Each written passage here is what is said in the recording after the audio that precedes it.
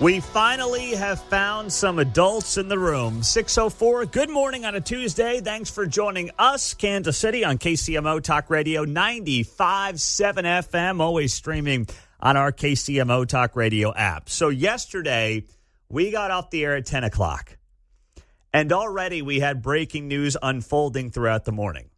Started off the show with the chaos in Minneapolis and what had happened over the weekend to this guy, Alex Preddy, who was killed by Border Patrol in a totally chaotic scene. I come on yesterday. I say Trump has to make changes at DHS. A couple hours later, I'm not saying it had anything to do with this show. I'm not saying that for a second. I'm just pointing out that within about 2.5 hours, the president then says Tom Homan is going to Minneapolis. The border czar is basically taking over operations on the ground in Minneapolis. And let's be honest, that was a clear sign to Department of Homeland Security leadership that there was some faith that had been lost at the top of the food chain. And then the president comes out yesterday and he says, you know what? I've had good conversations with Tim Walz. We're trending towards a solution here. Things are getting better, and we agree that things need to calm down.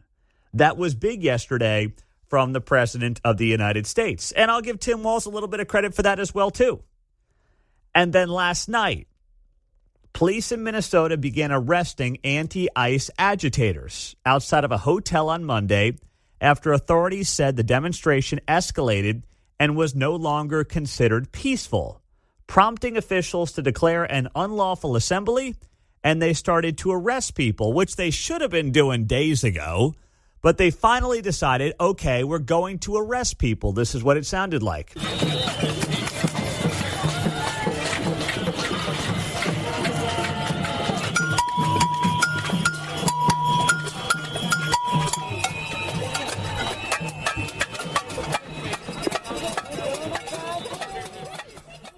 Clearly, on what planet is that peaceful? Well, I agree. I'm just wondering who brings the xylophone. That's what it's like I'm just picturing all these anti-ICE agitators going out there. All right, got my helmet, got my gloves, got my jacket. Oh, we forgot something. Go get the xylophone. Isn't that amazing how many of these people like to put on little shows and they dress up and they think they're on some production? You got your drums, buddy? Yeah, I got my drums. I saw a whole bridge full of drummers. Well, I don't remember where at, but it was somewhere in Minnesota. Well, I'm sure it was. I don't get the musical side of all this and who's in charge of, like, the instruments. Right. If me and my band showed up in that parking lot, we would have been arrested within, 2-3 hours? Easily, man. Easily. I'm just saying, someone's got to be paying a pretty penny, too, for you to stand there outside in Minneapolis right now. It's cold enough here in Kansas City. My goodness. Last night we got down to about 10 degrees, which was a warm-up, as Luke Doris said, compared to where we've been. I'm going to stand out there with my xylophone and drums and bang away for a few hours? Man, that's got to be worth a pretty penny to some of these folks, I would imagine. Wow. So finally, some adults are showing up, okay? It took the death of another guy for Trump to say, Kristi Noem is out over her skis. We got to calm the situation down. He calls up Tim Walz. He gets on the phone with him. They have a good conversation, according to the president, and they agree that things have to change. That's good. This is all positive developments over the last 24 hours or so, and I'm glad it's playing out this way.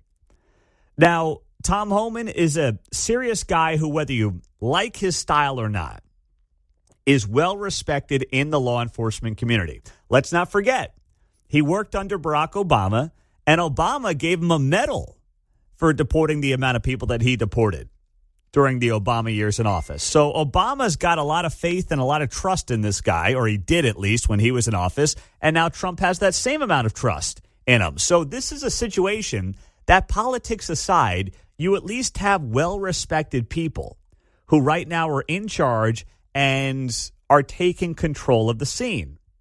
So I think the last 20 hours or so have been really positive. Now, what does it mean moving forward? Well, I still believe that Kristi Noem is on some thin ice. And you don't have to take my word for it. You can listen to Caroline Leavitt. She is the White House press secretary, on what she had to say about these moving parts yesterday. Mr. Homan is doing an exceptional job, and he has been working with Secretary Noem and President Trump over the course of the last year. Secretary Noem still has the utmost confidence and trust of the President of the United States, and she's continuing to oversee the entire Department of Homeland Security and all of the immigration enforcement that's taking place across the whole entire country. Of course, Secretary Noem is also in charge of FEMA, and we are in the wake of a brutal winter storm where hundreds of thousands of Americans have been impacted by that. So Border Czar Homan is in a unique position to drop everything and go to Minnesota to continue having these productive conversations with state and local officials. And I know that he's catching a plane in just a few hours to do just that at the request of the president. Yeah. This is one of those situations where actions speak much louder than words do.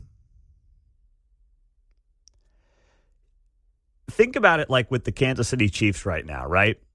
Matt Nagy is not coming back as the offensive coordinator.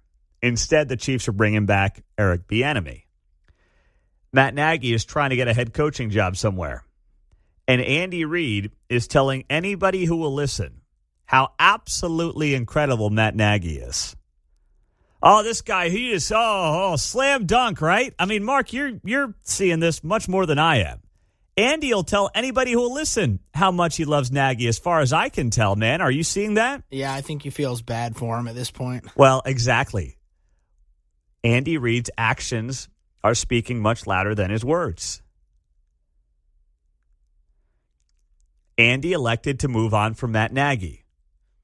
He brought back Eric Bieniemy. And now he's telling everyone, hey, Matt Nagy's the best. He'd make a great head coach. Dude, you didn't want him as your OC. Really? You're going to try to sell us on that? The Trump administration is like, everything's great. The president has a lot of confidence in Kristi Noem, totally trusts her. I'm pretty sure that's not the case. Your actions are speaking much louder than your words are here. That is a fact. You have basically said to Tom Homan, go out there and fix what's going on in Minneapolis, get the trust of the local and state law enforcement, and Kristi Noem, stay the heck away. And the president says yesterday that when it comes to Tom Homan, he will report directly to Trump. He has cut out his technical boss in Kristi Noem and said, you will report directly to me. The White House can, I understand, just like Andy Reid, do the dog and pony show and insist that, everything's great. We're confident in the people that we've got.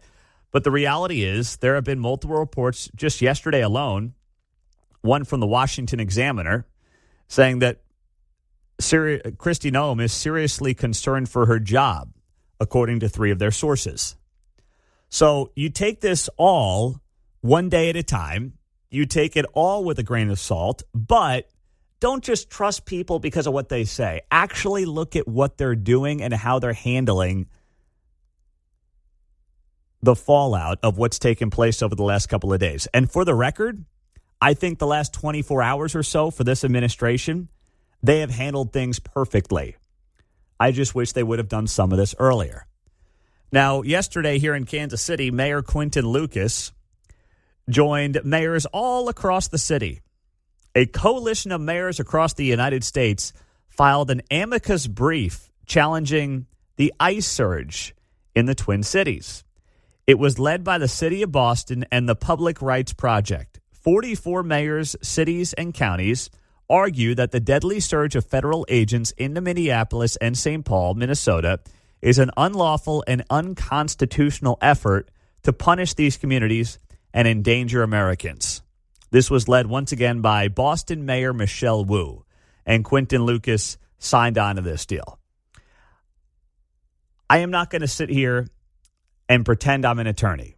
I'm not. I know, you're shocked. Talk about a bombshell. But we will have on Greg Jarrett, Fox News legal analyst, at 9 o'clock this morning to break all of this down and tell us what this means and how much teeth there is in this, if any at all. Now, it wasn't great timing for these mayors because it literally came out like after Trump and Tim Walz agreed that things got to calm down here. We got to work together. We got to do a better job figuring out how to calm the situation in Minneapolis. So that's a good step. This lawsuit may not be worth anything. This whole thing may be done by the time this lawsuit goes anywhere. But the interesting part to me for the mayor of Kansas City is that he felt compelled enough politically to jump on this lawsuit, which tells me whatever his future is going to be, it's not going to be running as a moderate statewide in Missouri. It can't be at this point. I know we have him on Thursday mornings and, he talks about some of his more moderate stances and he has them, but you don't join this lawsuit, which didn't include every major big city in the country, just to be clear. I mean, it didn't. Like, I don't see Mamdani on here, the mayor of New York City. There were 40 cities, counties on here, but it's not like every major American city was on this list. So you do this as a political calculation. And it feels like for Quinton Lucas, whatever that is for him going forward, and I don't know what it is right now. I really don't. It's not going to be in the lane of being super moderate or coming off super moderate. There's always a calculation to any of these moves. I'm just still trying to figure out what exactly that is. Coming up on KCMO Talk Radio, a tragedy that has gotten national attention here in our region in the wake of the winter storm that has left a teacher in our area dead. What happened and what are the details? We'll share with you coming up next on KCMO Talk Radio. I first saw this yesterday on the New York Post website. It wasn't even locally in the Kansas City Star until last night. And that's the story of this teacher down in Emporia, Rebecca Rauber, who was found covered in snow in a wooded area of Emporia on Sunday, where she was last seen leaving a bar on Friday night. So as the story goes here, in reading through some of the articles that I saw late yesterday and early today, Rauber is a second-grade teacher at Riverside Elementary and is believed to have died from hypothermia just hours after she disappeared. The young teacher was out and about, leaving the Town Royal Bar on foot without her purse, her phone, or her jacket at nearly midnight, John. Mm-hmm. She apparently had a disagreement with someone termed as a friend as I read some of the stories. Wow. So, yeah, kind of maybe an impetuous act or something, seemingly. She storms out of the bar at nearly midnight when it's 3 degrees out, snowing, and the wind chill is minus 13 degrees. And it makes you wonder, first off, I'm not big on putting a lot of the responsibility on a restaurant or a bar, but there are laws against over-serving. I just can't help but wonder what happened and how drunk this person must have been to storm outside in 3-degree weather and be like, I'm going home, and then you don't even make it 300 yards. Well, and that's a pretty good distance in this weather, to be honest. Well, it's like, true. Yeah, that's a long way. In the first 15, you're going to go, holy cow. Yes. Right? Yes. This isn't a good idea, you would have thought. Yeah. No, that's true. But, man, this one, I mean, she's a young teacher in her 20s down there in Emporia, and she's at the bar on Friday night, gets into a verbal altercation, and just walks outside. And I've seen nothing to suggest anyone folled her, Yeah. foul play per se. And it's at like, this hey, point. lady, you forgot your jacket. Like, no one does that. You forgot your phone. Listen, it gets busy sometimes. I was going to say. But, I know bartenders have a lot going on. Like, it's not their job to tell someone to grab their jacket on the way out the door. Mm-hmm. And they don't know if they're walking to a car or where exactly they're going. Mm-hmm.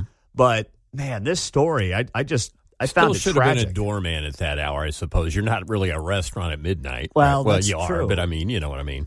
It's the drinking crowd at that hour. I agree. You ever been to this Town Royal bar there, John, back in your Baker days? You make a move over to Emporia? Now it's a little further away. I have been there, but no. Okay. All right.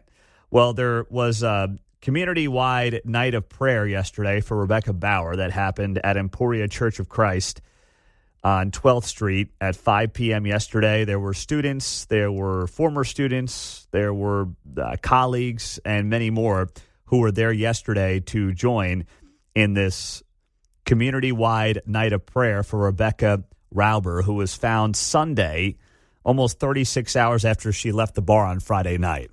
I can't come up with scenarios like she storms out and she's kind of mad, but then maybe she twists her ankle and then you can't get up or something crazy, all kinds of things. That's possible. I mean, the autopsy is saying it's hypothermia because then a part of me was like, all right, did some evildoer see her on the side of the road and something happens there, in a Took vehicle? advantage of that. Exactly, take advantage. But that's not what they're saying. And let's be honest, who's driving around midnight on a Friday in that snowstorm anyway? That was kind of what downtown, the address was like 4th Street or something, I yes, believe. It was right there in downtown Emporia. So that is just a tragedy. Now, up in Parkville, speaking of the snowstorm that many are still digging out of, not just around Kansas City, but around the country, one person was arrested yesterday after admitting to shooting at a Parkville snowplow driver. How much road rage do you have to have in your body to shoot at a snowplow driver on day 3 of this monster storm that we are still digging out of? According to the city of Parkville, this was at about 9 a.m. yesterday. It's not like, once again, it's not like someone's walking out of the bar and doing something they're not supposed to do. Right. 9 o'clock. You just got out of Quick Trip at 9 o'clock. A Parkville Special Road District snowplow was shot at during a road rage incident in the Thousand Oaks subdivision. The person suspected of firing the shots left the scene before later being found in Kansas City. During questioning, the suspect admitted to firing at the snowplow from their SUV, according to detectives. The investigation's ongoing. No injuries have been reported. Charges are being pursued, according to the Parkville Police Department, as they should be. It takes a special kind of lunatic to fire a gun at a snowplow driver in the middle of a road rage incident. How big of a lowlife do you have to be, just in general, when it comes to road rage of that kind?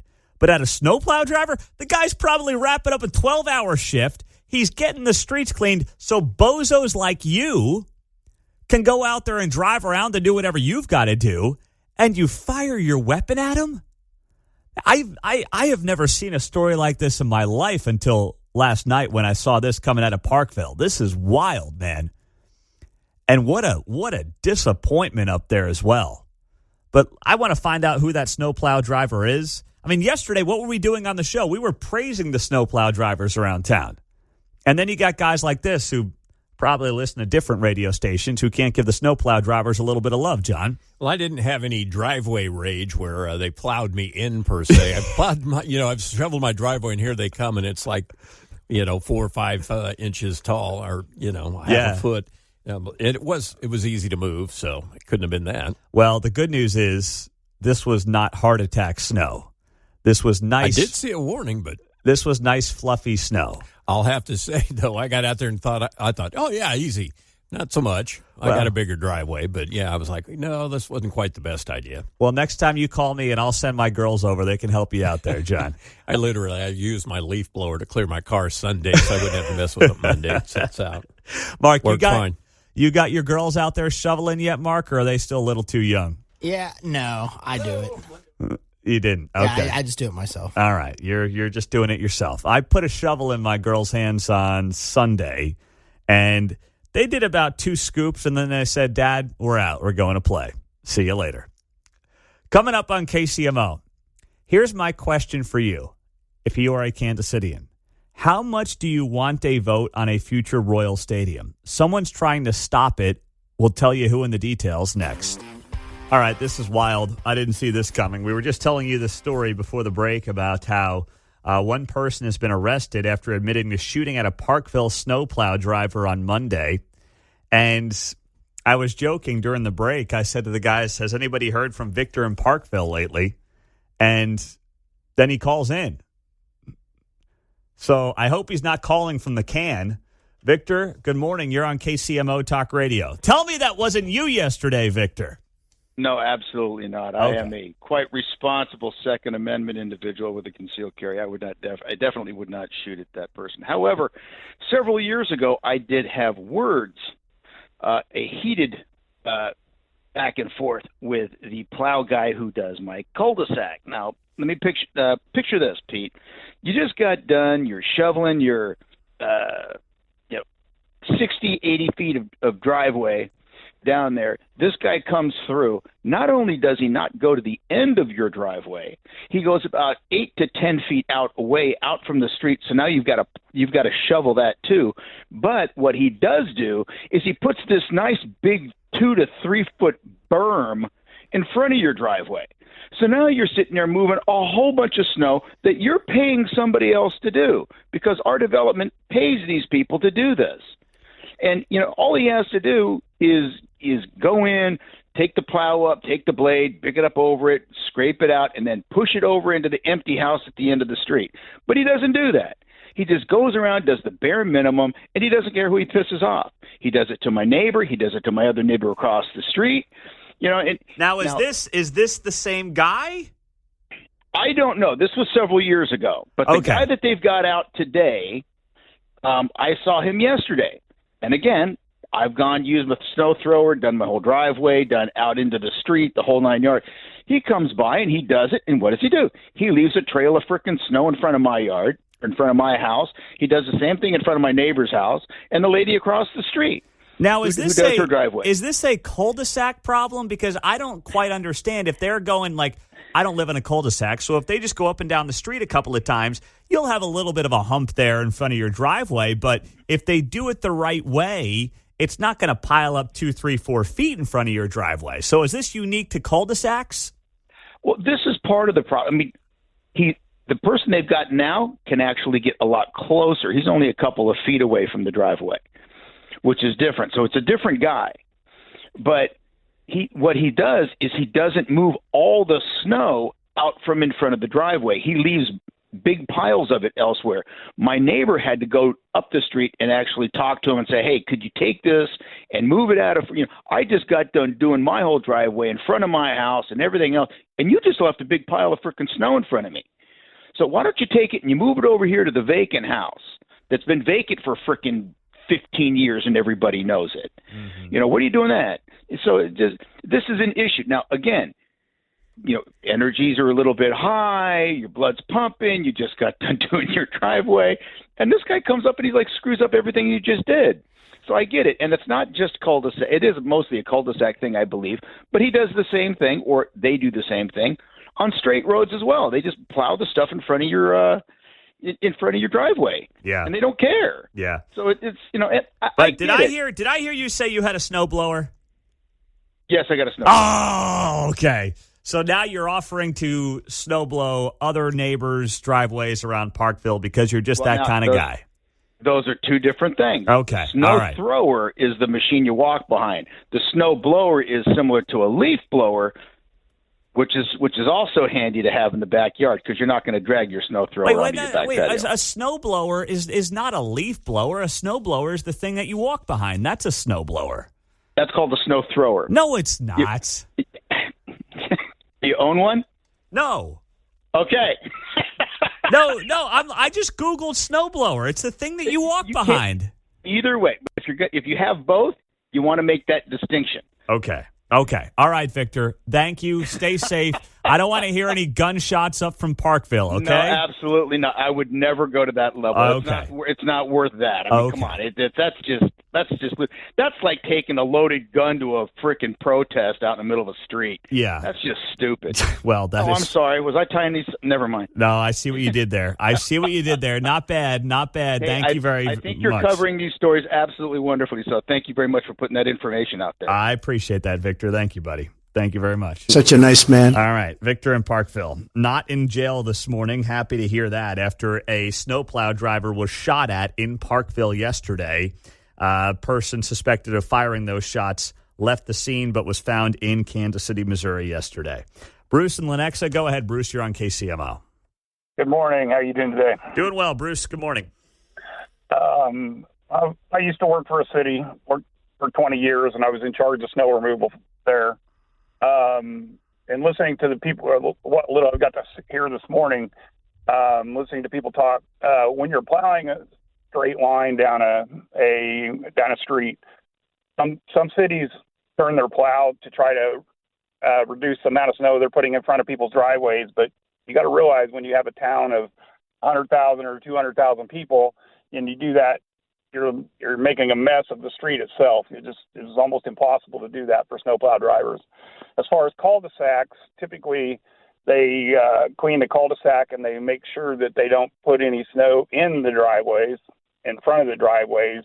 If they have a double car drive and there's no place to put the snow along curb lines or that type of thing, they may cover up half of a driveway.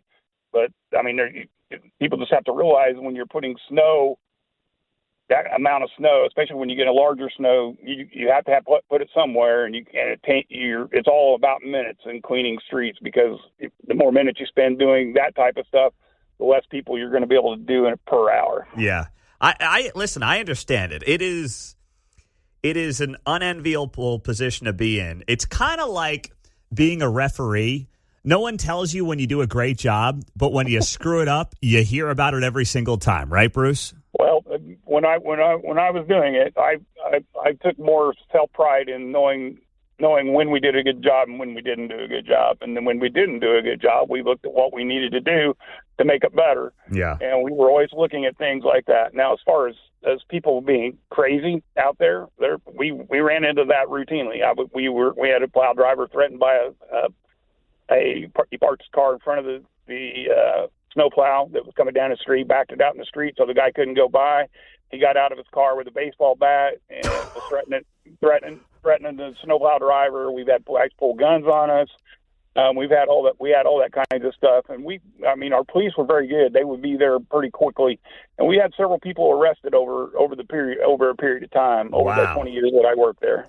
Wow. Bruce, thank you for sharing that. I had no idea.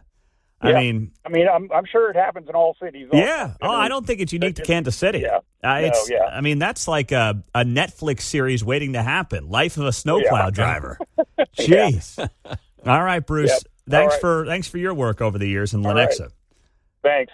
Who would have thought that, John? Been like Lizard Lick Towing is one of those reality shows where these guys are getting chased around by people's car, people whose car they're repossessing, if you will. All kinds of stories. Man, this is like better than Cops.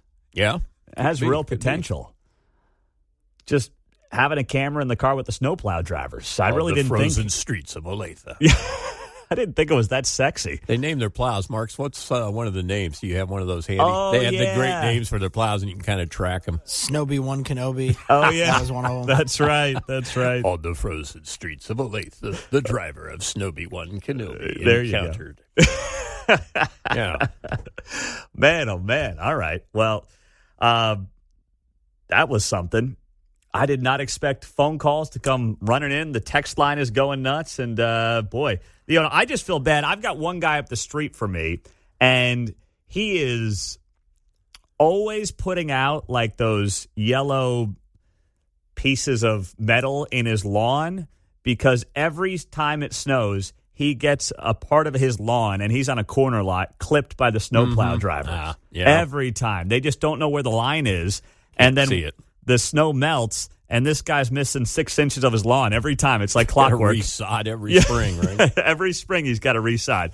So now he's got these big yellow pieces of metal like you would see out in the streets in his lawn to tell the guys, hey, stay left of this, stay right of this.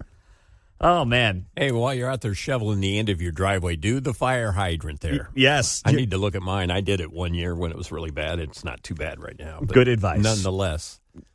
Do the fire hydrant. That's good advice there, John. So coming up at 7 o'clock, we are going to talk to Mike Jones. And Mike Jones is a state representative out of, he's out of Platte County. A lot of action up there. And he wants to make sure that if the Royals stay in Kansas City, the taxpayer, the voter, will have some input in this. So he wants to see legislation down in Jeff City that would require a vote for any local monies going to the Royals for a new stadium. Mike Jones is saying here that Quinton Lucas is seeking to direct $500 million in public money through the KC Port Authority to build a new stadium in Kansas City without voter approval. Now, Quinton Lucas has come out and denied some of that as of yesterday, but Mike Jones is going to be here coming up at 7 o'clock out of Platte County. And I'm going to ask him what exactly he wants to see happen, how he wants this to go down, and whether or not state law is required to make sure Kansas City gets a vote on a potential new Royal Stadium. So Mike Jones will be here to talk more about that coming up in 20 minutes. We have Zach Brown Band tickets. They will be at T-Mobile Center in September with Brothers Osborne. That's at 8:15 this morning. And don't forget about Tirade Tuesday. Just don't call in if you just fired shots at your snowplow driver, though, okay? I don't want to be responsible. I don't want the police calling me. I want no part of it. So if you're doing that, skip Tirade Tuesday. The rest of you, welcome to call in and rant about whatever's on your mind at 8:30 this morning for a Tirade Tuesday here on KCMO. On the text line, Pete, you know what really chaps my hide? The mayor talking about city control of the police department. However, he may be okay with the Port Authority directing $500 million to the Kansas City Royal Stadium project. That is hypocrisy at its finest. It is.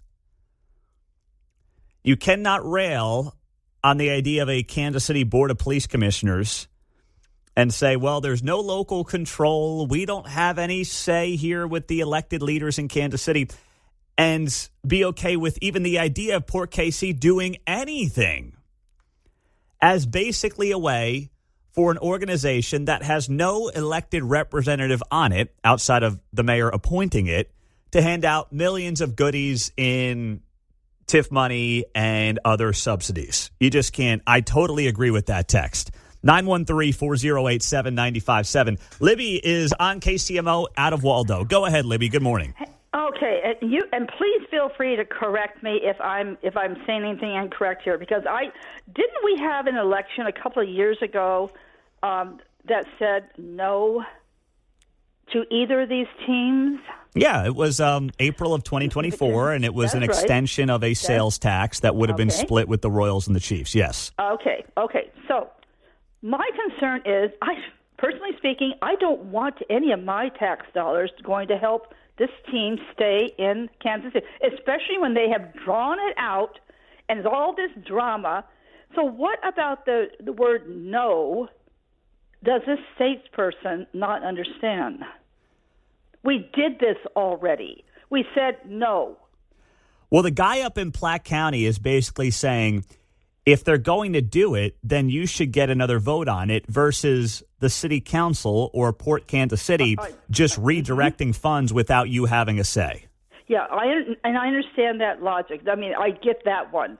But I guess maybe it's too early in the morning or something like that, and I've had my coffee. But I just have this knee-jerk reaction about this whole thing. I'm sick and tired. I really am tired, and I hope that I'm speaking for your audience as well. Anybody that has the money that these guys have, let them pay for it. You know, it's one of the few things, Libby. Thank you. Have a great day. And I always look at it like this. Libby speaks for Libby, I speak for me, and Mark speaks for Mark, and John for John. That's it. But the beauty is there's no limit to the phone calls. I mean, we've got 5 lines deep here, but everyone speaks for themselves. That's the beauty of it. But to your point, Libby, it's one of the few things that I think right now people on the right and the left agree on, which is why owners of sports teams are figuring out ways to not have votes on this stuff. And Kansas decided to be the suckers in the room. It's really that simple. Kansas said, don't worry, we're here to save you. The right and the left in Kansas agreed on that. Laura Kelly and Republican leadership agreed on that. And now they do the song and dance. They put on the dog and pony show. They tell you how amazing of a deal it is. But don't worry, you didn't need to vote on it. It's such a great deal. And now you'll see leaders in KCK, Wyandotte County, maybe Olathe as well, go along to get along. We had on Thomas Freestad yesterday of the Kansas City Business Journal, And if you missed that interview, it's up on the podcast. You can find it there. And he's sitting there and making a very good point, as we have here on this show, in saying Olathe and KCK are being asked to kick in additional sales tax revenues to the team for their projects. The stadium up in Wyandotte County somewhere, we don't even know where yet, and then the proposed practice facility at K10 in Ridgeview. Why would they do that now that the team has said it's coming to Kansas? Why? If they're coming anyway, why would you give them more of your money? Now, they claim there's going to be a public hearing process, and don't worry, we're going to get your input. You and I both know the city councils are going to ram these things through. They'll let you say your piece. They will. Sure. They'll let you say a thing or two. But that'll be the extent of it. You know that, and I know that. It'll all be for show. But I had this back and forth with somebody yesterday on X. They were looking to give a lot of credit to Mayor Lucas for this proposal with Port KC. They were upset with Mike Jones, the guy we just had on the show, who's saying, hold on a second here. If we're going to do something for the Royals in Kansas City, we should go to a vote of the people, which is what we've been promising for a long time. So this one follower says, the state of Missouri cannot seem to get out of its own way. I and others have been critical of Mayor Lucas, he writes here, and I believe those criticisms were deserved. He's now looking for a solution to keep the Royals in Missouri, and Mike Jones, who says, nah, let's vote again. My point is this, calling a workaround of the voters a solution is a very much pro-government way to describe it. It's not a solution. This person follows up to me and says, my point is that Mayor Lucas is working on a solution, and that's encouraging. Politicians don't get credit for working on what they perceive to be a solution. That's why they ran for office. It's whether or not their solution that they have proposed is smart, is responsible, and is a good deal for the taxpayer. That's it. You don't give anyone credit for us having a, quote, solution, end quote. It's like giving my 2-year-old credit for going to the bathroom in her diaper. She's supposed to do that. Politicians are supposed to have what they perceive as solutions. Our job is to opine and figure out whether or not it's actually the right solution. That's it. That's the point. You don't give them credit for coming up with some solution in their own minds. That's why they ran for office, because they think they have solutions. It's whether or not the solution is a good idea. That's it. That's what matters here. 913-4087-957 is how you join us on KCMO. They don't know what the they're doing. Do you understand that? Okay. All right. Moving on here. In Minneapolis, the latest and what the administration is signaling as to where this may all go from here, we'll share with you next.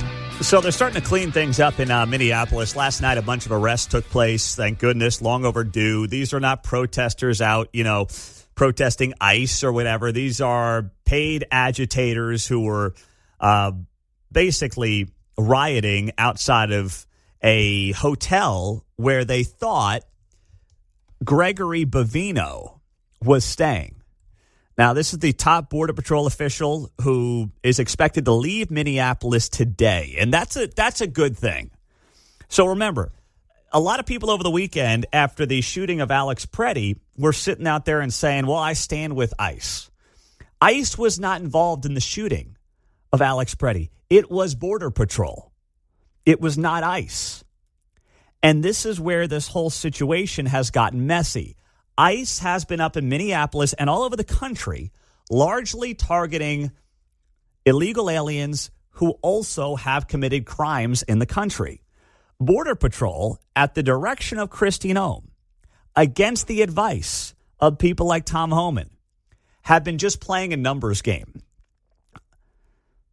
They're the ones who are now using Border Patrol to go around to like the Home Depots and things like that and find day workers and, increase those numbers when it comes to arrests of people who are here illegally and then eventual deportations. And Tom Homan's like, wait, we've got to do this in a more efficient way, a more effective way, and take this one step at a time. There has been a breakdown that's been well reported over the last few days inside of the Department of Homeland Security, where Kristi Noem runs it. Tom Homan technically serves at the discretion of Kristi Noem, but he knows more and he's forgotten more about this issue, immigration and enforcement, than Kristi Noem will ever know. And he's been like, hey, no one's going to sit here and say Tom Homan is soft on illegal immigration. But he has tried to take a more calculated approach. Kristi Noem has not been as interested in that.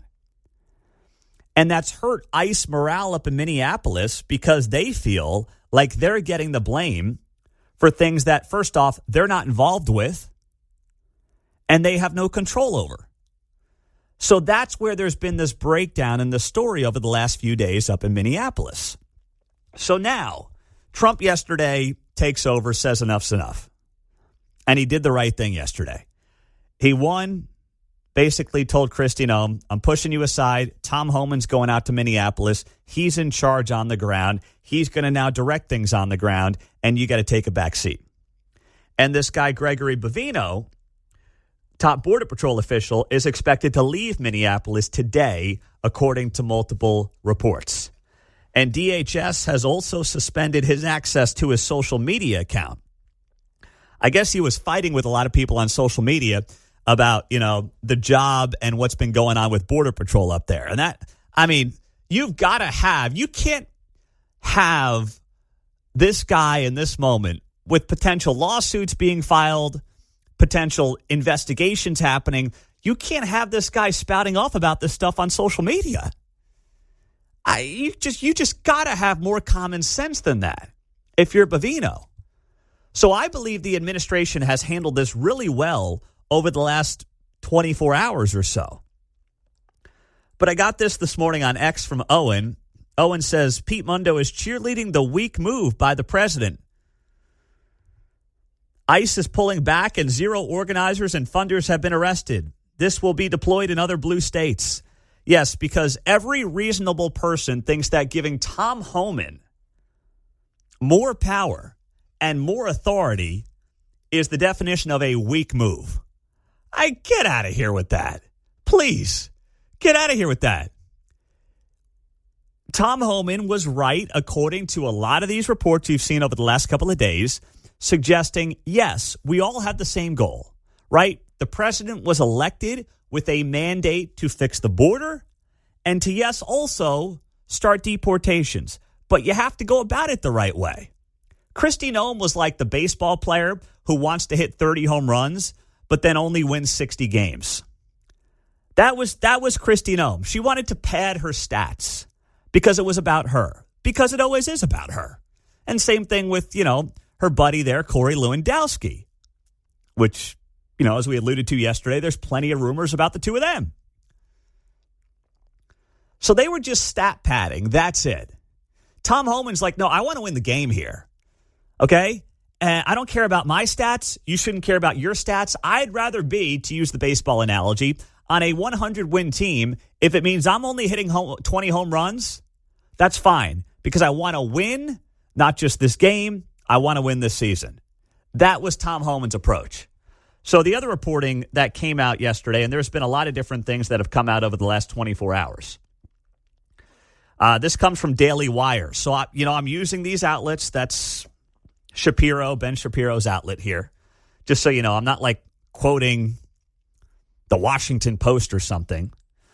But federal sources are fuming over the administration's handling of the situation in Minneapolis. People who have no business being in charge of law enforcement operations at DHS bleeped up. Kristi Noem lost control and never knew what she was doing, according to sources. She hated Tom Homan because he reminded her daily that she knew nothing about law enforcement operations, and that pissed her off. That's the reporting here from the Daily Wire. And I could totally see Tom Homan doing that. I love Tom Homan.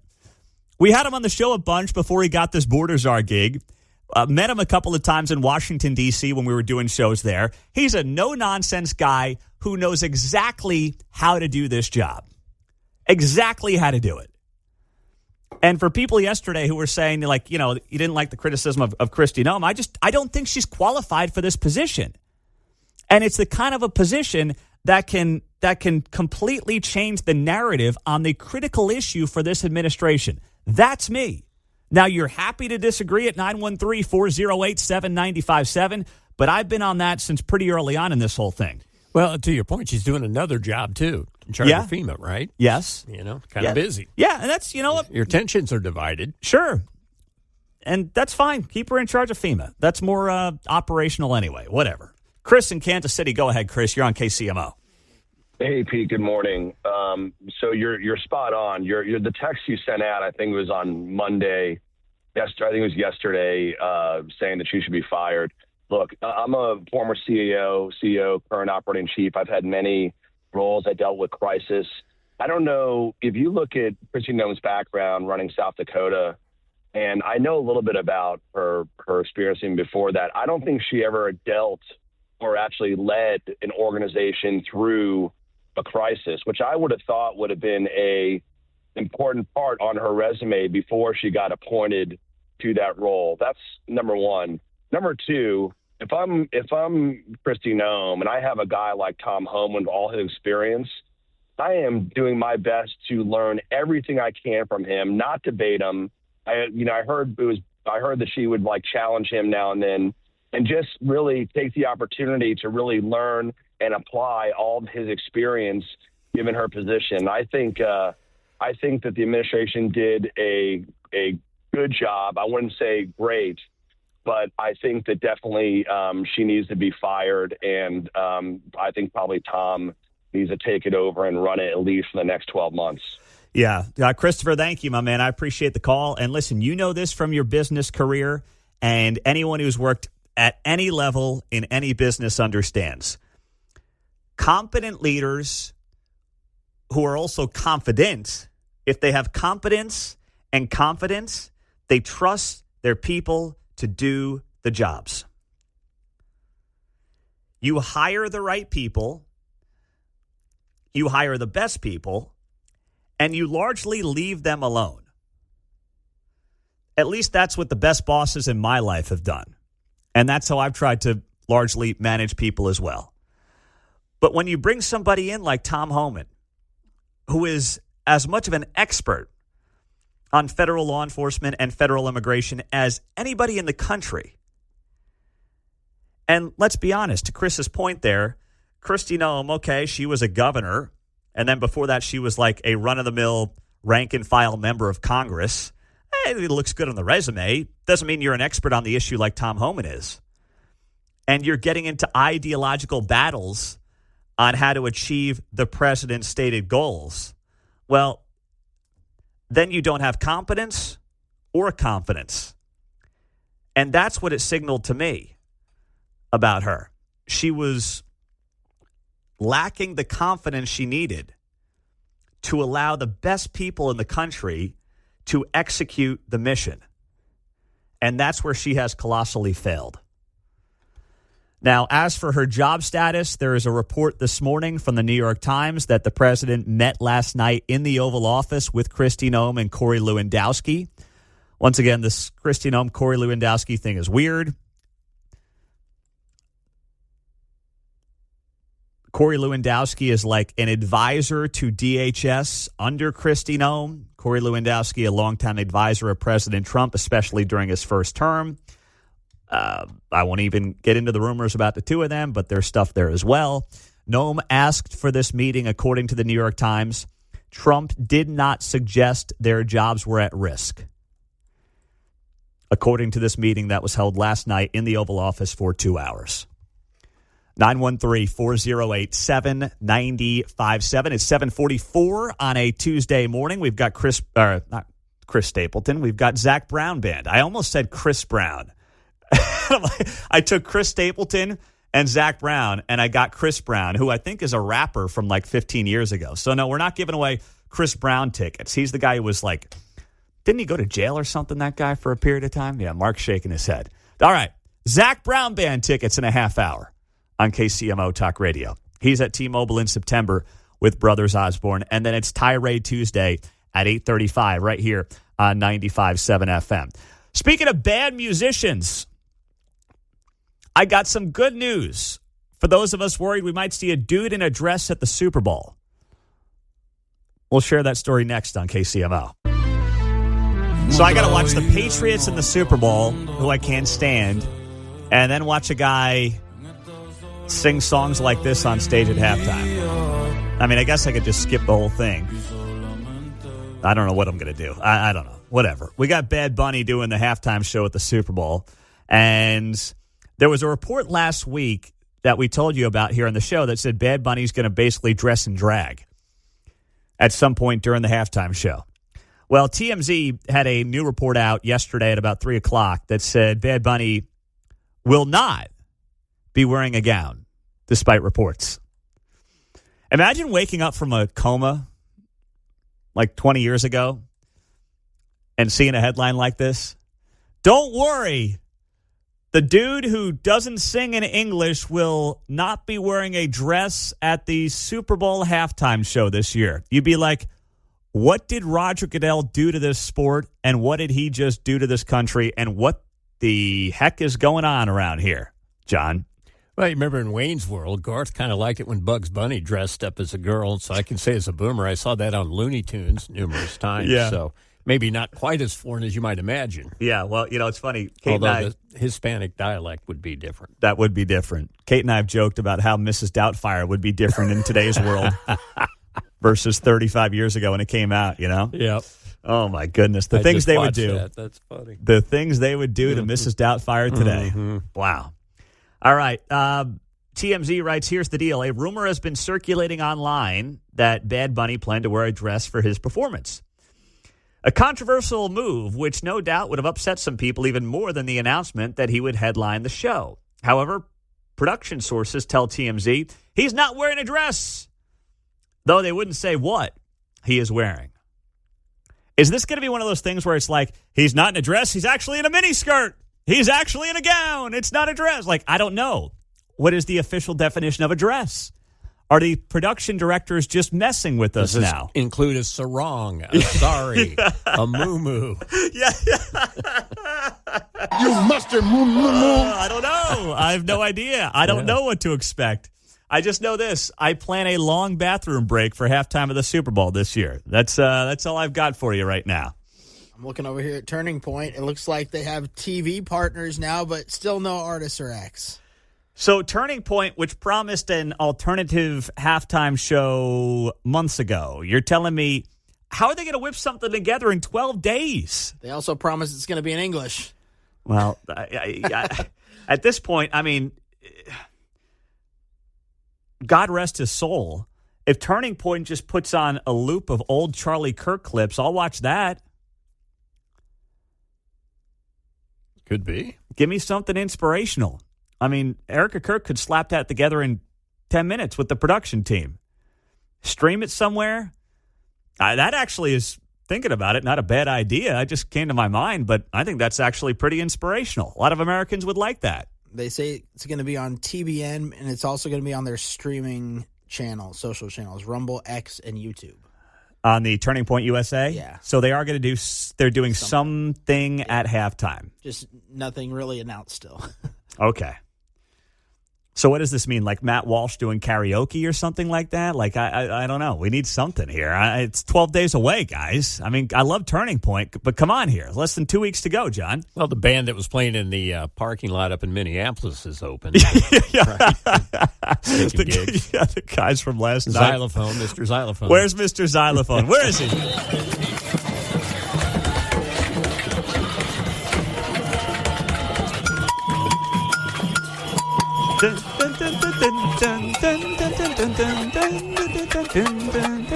It sounds like an alarm on a Yugo or something.